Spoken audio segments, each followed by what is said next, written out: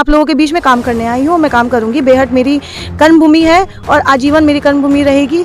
उससे मुझसे कोई नहीं छीन पाएगा, क्योंकि यहाँ के लोगों ने जो प्यार और सम्मान दिया है उसको मैं किसी भी तरीके से मेरे भाई ने चुनाव लड़ा समाजवादी पार्टी से, मैं खुद उनके साथ थी और मैंने उनके लिए प्रचार भी किया। लेकिन क्योंकि अब औपचारिक तौर पर मैं पार्टी से जुड़ चुकी हूँ और भारतीय जनता पार्टी की रखेंगे मैडम हमारी बच्चियों की तरह, हम मैडम का सामान रखेंगे। मैडम रखे हमारा या ना रखे, हम मैडम का सामान रखेंगे पूरे जितना पण गुज्जर है। मैं अपनों की पूरी गारंटी देता हूँ।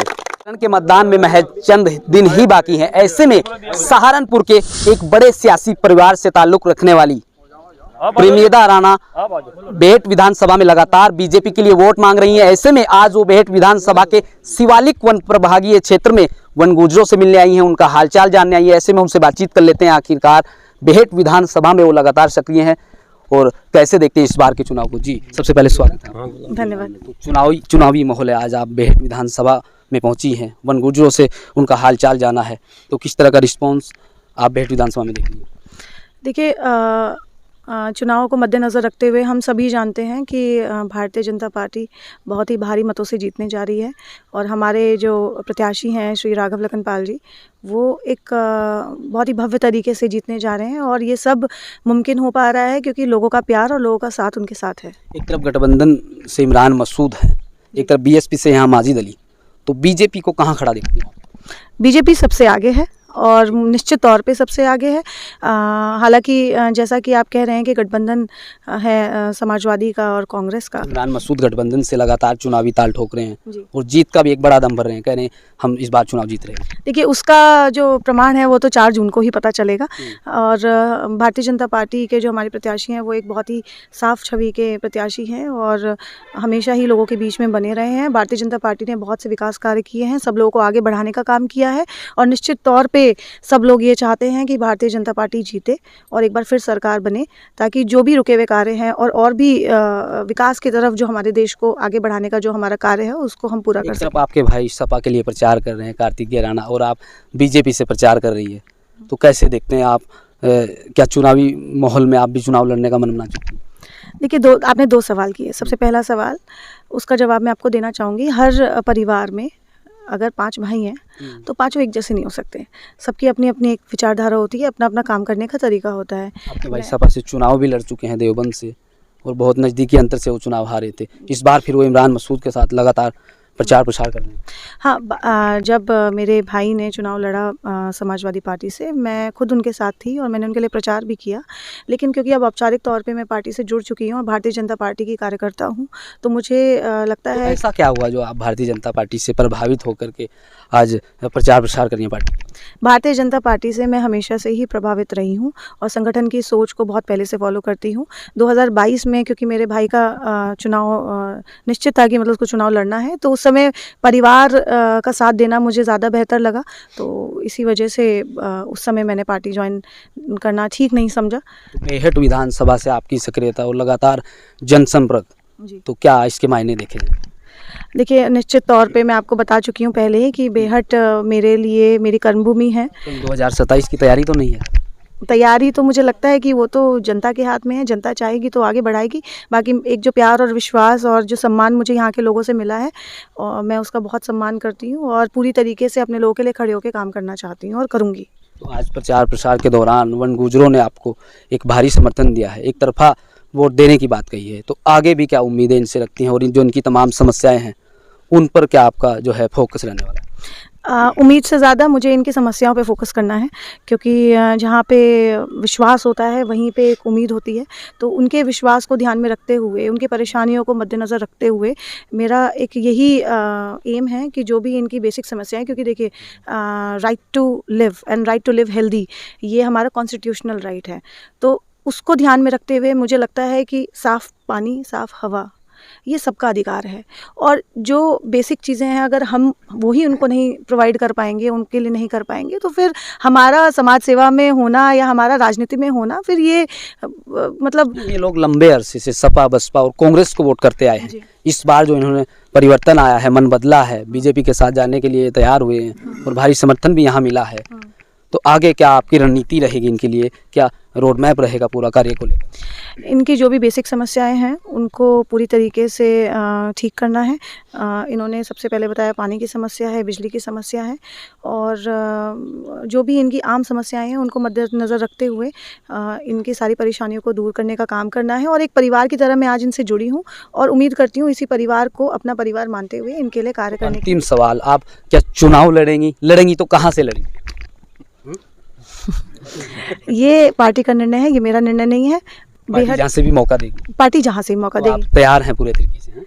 वो चुनाव लड़ने के लिए? वो पार्टी का निर्णय है। मैं आप लोगों के बीच में काम करने आई हूँ, मैं काम करूंगी। बेहट मेरी कर्मभूमि है और आजीवन मेरी कर्मभूमि रहेगी। उससे मुझसे कोई नहीं छीन पाएगा, क्योंकि यहाँ के लोगों ने जो प्यार और सम्मान दिया है उसको मैं किसी भी तरीके से कम नहीं होने दूंगी। और अपनी तरफ से मैं पूरा आश्वस्त करती हूँ कि यहाँ के लोगों ने जो मुझे सम्मान दिया है उसी सम्मान के साथ मैं इन लोगों के बीच में खड़ी रहूँगी। बेहट विधानसभा को आपने कर्मभूमि बताया है, तो क्या मायने इसके निकाले जाए और क्या इसका बेहट विधानसभा से किस तरीके का जुड़ाव आपका है?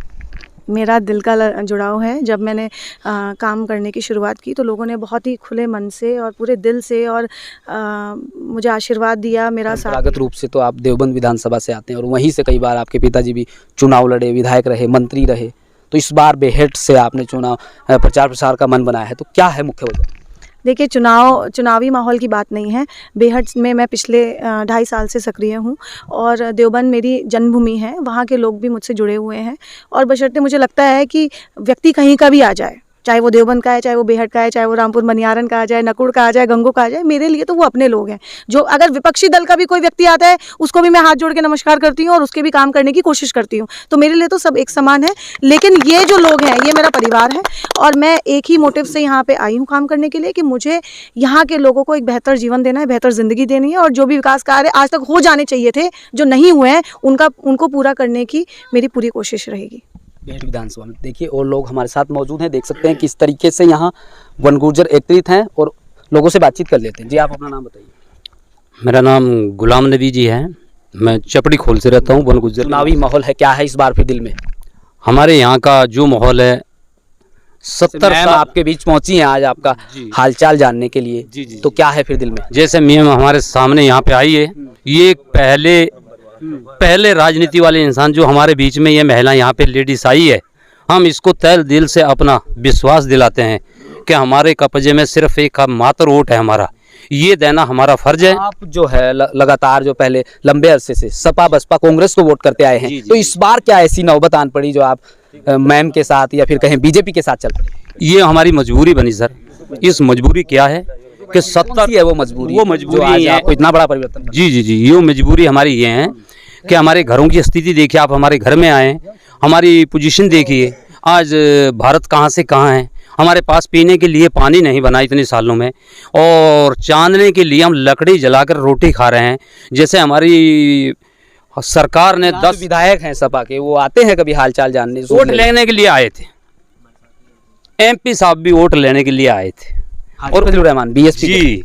और उसके बाद आज फिर उसी पार्टी के कैंडिडेट हमारे बीच में आए। मैंने फोटो नहीं दिया अपना, मैंने कहा मेरा फोटो मत खींचिए। तो आज तो मैडम आई हैं, आपका सुख दुख जाना, हालचाल जाना, जी। तमाम मूलभूत सुविधाओं पर चर्चा हुई, जी, तो जी। उम्मीदें किससे हैं अब हैं आगामी समय में? उम्मीदें किससे रखते हैं? हमारे साथ जिसको हमने वोट दिया है, तो वोट तो आदमी उम्मीद रख के देता है कि ये शायद मेरा कुछ काम कर दे। इस बार चुनाव सर पर है, तो उम्मीद किससे है? इस बार तो उम्मीद सिर पे है, दिल के अंदर जो हमारे है वो हमने बताइएगा। दिल से बना रहे हैं कि ये जामा हमने पहन लिया, ये दिल का है बस। तो बीजेपी से प्रभावित हैं। बीजेपी से देखिए, प्रभावित। इस तरीके से यहाँ वन गुर्जर और भी तमाम हैं, उनसे बातचीत। आप बताइए अंकल, क्या नाम है? नूर अहमद है मेरा नाम। नूर अहमद जी, क्या है इस बार दिल में? चुनाव नजदीक है और मैडम आज पहुंची हैं आपके बीच। जी जी जी जी। बड़े सियासी परिवार से ताल्लुक रखती हैं, राजेंद्र राणा की पुत्री हैं, आज बेहट विधानसभा में लगातार प्रचार प्रसार कर रही है। जी, जी, तो क्या है इस बार दिल में फिर? अब मैं आपको एक बात बताता हूँ कि जब नरेश सैनी चुनाव जीत गए थे तो उनकी साथ में एक मैडम आई थी, तो उसने ये बात रखी थी लास्ट में, हमारी कौम के गए, हालांकि हर परिस्थिति का आदमी था, उसमें मुसलमान भी थे, उसमें हिंदू भी थे, सब थे।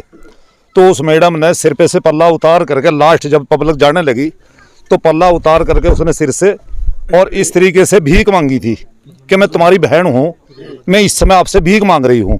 तो हमारी पूरी कौम ने, कोई माने या ना माने, हमारी बन गुजरों की पूरी कौम ने उसी वक्त उसका पल्ला उतार रहा ये समझा था कि जब इसके सिर से ये कफन उतर सवाल गया। ये उठता है कि नेता जो हैं, स्थानीय हाँ, नेता, सुनो, चाहे सुनो। विधायक हो, तो हमने उसी आपकी सूद लेने के लिए बहुत हाँ, कम हाँ। पहुंचते हैं। आज प्रेमदा राणा यहाँ पहुंची हैं, जी जी जी जी जी। तो क्या उम्मीदें हैं और किस तरीके से आप हाँ लोग हाँ, वही मैं प्रभावित बता रहा हैं? हूँ। तो हमने कसम खा के वोट दिया था और नरेश सैनी को जिता के यहाँ से रास्ते कर दिया था। वो दिन और ये दिन नरेश सैनी हमारे बीच में नहीं आया। आज उसके बाद में बीजेपी से हैं अब, तो वो बीजेपी में शामिल हो चुके हैं। नहीं, वो पहले की बात थी, पहले वो कांग्रेस से विधायक, जब वो जीते थे कांग्रेस से थे। उसके बाद में तो अब आते हैं, बीजेपी के नेता हैं, आते हैं अब। नहीं आते, कोई नहीं आया। अब उसके बाद में एक मैडम आज आई हमारे बीच में, ये बीजेपी से आई, ठीक है। मैडम तो तमाम वायदे कर रही हैं, हाँ, तमाम हाँ, विकास कार्यों के हम जो भी- भी मूलभूत सुविधाएं हैं। जी जी, हम धी बेटियों से का बहुत मान सम्मान करते हैं। जब ये हमारे बीच में आ गए, हमारी तो थी दिल की भावना जो भी थी, क्योंकि हमने पत्रकार साहब सबको आजमा के देख लिया। कहीं 12 बीघे पे हम बन गुजरों के लिए किसी ने दाना नहीं डाला, किसी ने पानी नहीं डाला। ये तो जरूर किया होगा अगर चले गए किसी नेता के पास। मेरी बहू मर गई थी सन 2017 में, मिलिट्री के बम से बहू मर गई थी, भैंसें मर गई थी मेरी। तो मैं नरेश सैनी के पास भी गया, सबके पास गया। अरे भाई कहाँ रहते हो आप?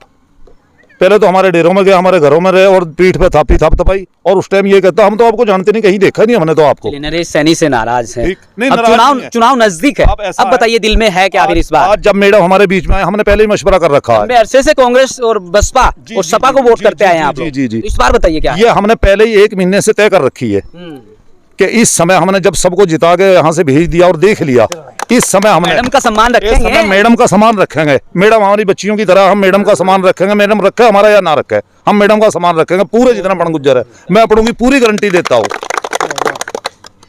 जी देखिए, वन गुर्जर और हमारे साथ हैं, उनसे बातचीत। आप बताइए जी क्या नाम? जी, मेरा नाम यूसुफ है। तो मैडम पहुंची हैं आज, तमाम सुख दुख या फिर आपका हाल चाल जानने। चुनावी माहौल है, तो क्या है इस बार दिल में? तो इसमें दिल में ये बीजेपी का ही है, बिल्कुल बीजेपी को वोट ऐसी देंगे। क्या नौबत आन पड़ी? सपा बसपा कांग्रेस को वोट करते हैं आप लोग? देखा, हमारे बाद वोट के बाद कोई नहीं आता यहाँ पे। वोट के लिए सब आते हैं, उसके बाद कोई नहीं आता।